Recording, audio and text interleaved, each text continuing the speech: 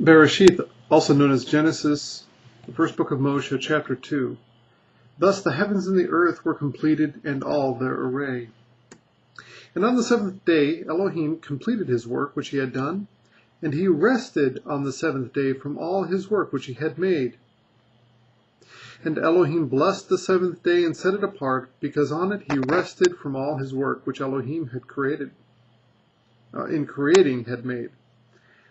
These are the birds of the heavens and the earth when they were created in the day that Yah Elohim made earth and heavens.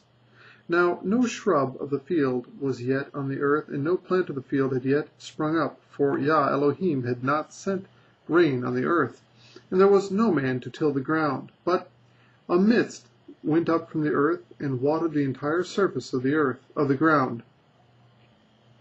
And Yah Elohim formed the man out of the dust of the ground, and breathed into his nostrils breath of life. And the man became a living being. And Yah Elohim planted a garden in Eden to the east, and there he put the man whom he had formed. And out of the ground Yah Elohim made every tree grow that is pleasant to the sight and good for food, with a tree of life in the midst of the garden, and the tree of the knowledge of good and evil. And a river went out of Eden to water the garden, and from there it divided and became 4 riverheads. And the name of the first is Pishon. It is the one surrounding the entire land of Havilah, where there is gold. And the gold of that land is good. Bdellium is there, and Shoham stone. And the name of the second river is Gihon. It is the one surrounding the entire land of Cush. And the name of the third river is Hiddekel. It is one which goes toward the east of Ashur. And the fourth river is the river Euphrates. And Yah Elohim took the man and put him in the garden of Eden to work it and to guard it.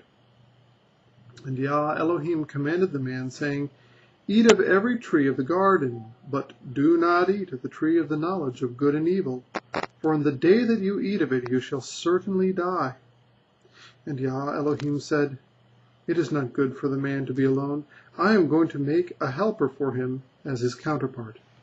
And from the ground Yah Elohim formed every beast of the field and every bird of the heavens, and brought them to the man to see what he would call them. And whatever the man called each living creature, that was his name. So the man gave names to all livestock, and to the birds of the heavens, and to every beast of the field. But for the man there was not found a helper for him as his counterpart. So Yah Elohim caused a deep sleep to fall on the man, and he slept. And he took one of his ribs and closed up the flesh in its place. And the rib which Yah Elohim had taken from the man he made into a woman, and he brought her to the man. And the man said, This is now bone of my bones and flesh of my flesh. This one is called woman, because she was taken out of man.